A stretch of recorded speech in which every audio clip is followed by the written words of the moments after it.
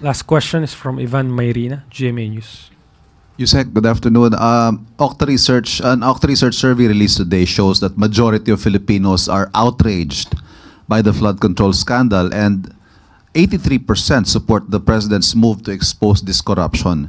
But kasabay po ng galit at suporta sa pag-expose, ang public demand for accountability, jail time for offenders, and sweeping reforms.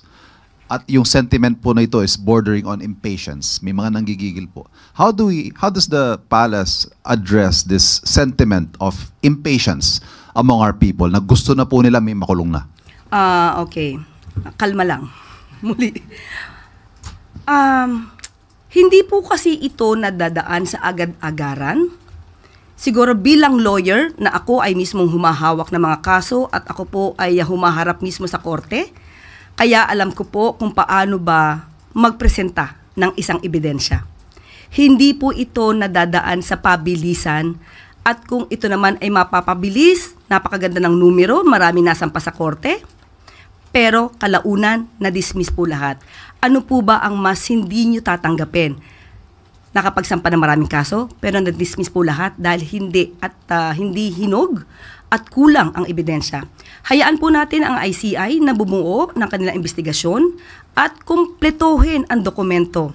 Ang pangako naman po nila, after a week, or rather week 4, ay makakapagsampa na sila ng mga kaso or makakapagrekomenda ng pagsampa ng kaso.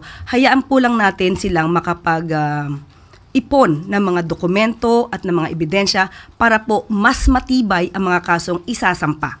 So yun lamang po, sa taong bayan, wag po kayo mainip dahil sinimula na po ito.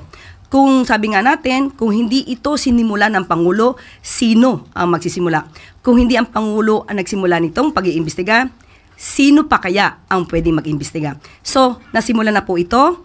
Hintayin na lang po natin ang magandang magiging trabaho ng ICI para po mas maganda din ang kalabasan at maging resulta nito.